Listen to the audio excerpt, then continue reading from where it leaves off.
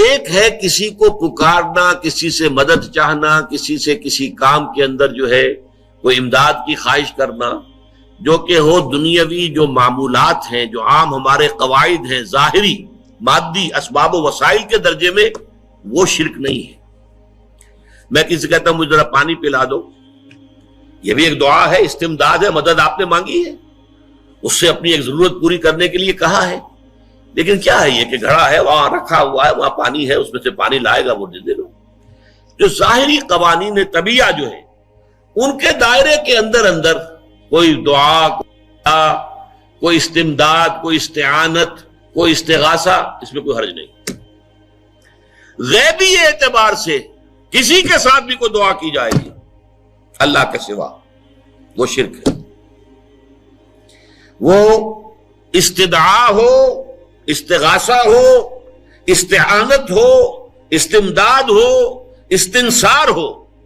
کچھ بھی ہو، غیبی طور پر دنیا کے معروف طریقوں میں اور جو ہمارے طبعی قوانین ہیں ان کے دائروں کے اندر اندر مدد مانگنا، اس میں قطعاً کوئی شرک نہیں ہے، توحید ہے۔ البتہ اس میں بھی ایک باریک نکتہ ہے۔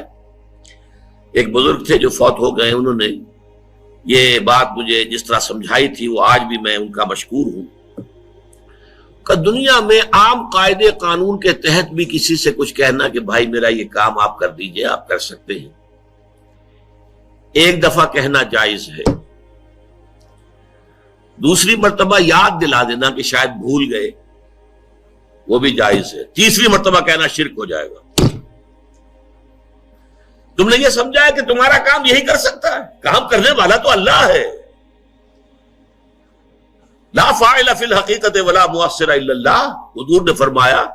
کہ اگر تمہیں جوتا باندھنے کا تسمہ درکار ہو تب بھی اللہ سے مانگو، کسی کے سامنے سوال کا جو ہاتھ جو ہے وہ دراز نہ کرو۔ اللہ نے تمہیں ایک عزت نفس دی ہے، اس عزت نفس کو ڈھیلا نہ بناؤ، کسی کے سامنے جو ہے اپنا ہاتھ پھیلا دینا، اپنی عزت نفس جو ہے تو ختم کر دینا ہے، مت مانگو کسی سے کچھ۔ لیکن یہ کہ ٹھیک ہے دنیا میں کام چلتا ہے۔ حضور کا شکی شان تو یہ تھی کہ اگر آپ سواری پر ہوتے تھے اور آپ کی چھڑی گر گئی تو سواری کو بٹھا کے اس سے اتر کر چھڑی خود اٹھاتے تھے، آپ کسی اپنے ساتھی سے یہ نہیں کہتے تھے کہ میری چھڑی پکڑا دو گے۔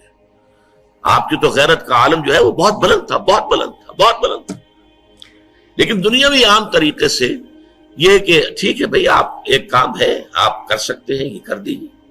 اس نے کہہ دیا ٹھیک ہے میں کروں گا، پھر بھول گیا یا کچھ اور ہوا، دوسری مرتبہ یاد دہانی کرا دی، تیسری مرتبہ جو ہے انہوں نے کہا کہ پھر اس میں شرک کی بو آنے لگتی ہے کہ معلوم ہوتا ہے کہ آپ نے سمجھا ہے کہ اسی کو اختیار حاصل ہے، یہی مقتدر ہے، اسی کو آپ کا کام کرنے کا جو ہے وہ پوری قوت اور قدرت حاصل ہے، اور یہ چیز جو ہے یہ شرک کی بو اس میں سے آنی شروع ہو جاتی ہے۔ لیکن یہ ہے معاملہ سارا جو اسباب عادیہ کے تحت، اس سے ماورا آپ کسی کو نہیں پکار سکتے۔ دیکھیے سب سے بات نکتے کی بتا دوں آپ کو، فرشتے کو تو ہم مانتے ہیں نا، حضرت شیخ عبد القادر جیلانی رحمۃ اللہ علیہ کی روح ہے یا نہیں ہے، سنتی ہے نہیں ہے، حاضر ہے کہ نہیں ہے، ناظر ہے کہ نہیں ہے، 100 اختلاف ہو جائیں گے، اختلافات کی تو گنجائش ہے نا۔ فرشتہ ہے یا نہیں ہے، وہ تو فرشتہ تو ہے، آپ کے دونوں کندھوں پہ بیٹھا ہوا ہے، کرامن کاتبین ہے کہ نہیں ہے، یرسل علیکم حفظہ، آپ کے جو باڈی گارڈ اللہ فرشتہ نہیں بھیجتا، لیکن آپ فرشتے سے بھی نہیں کہہ سکتے کہ میرا یہ کام کرو۔ فرشتے کے وجود پہ تو کوئی شک نہیں ہے، یا جبرائیل میرا یہ کام کرو، قطعاً نہیں، غلط، شرک۔ لا تدعو مع اللہ احدا، اللہ کے سوا پکارنا کسی کو نہیں ہے، دعا کسی سے نہیں ہے، استغاثہ کسی کا نہیں ہے، استعانت کسی سے نہیں ہے، استمداد کسی سے نہیں ہے، استنصار کسی سے نہیں ہے سوائے اللہ۔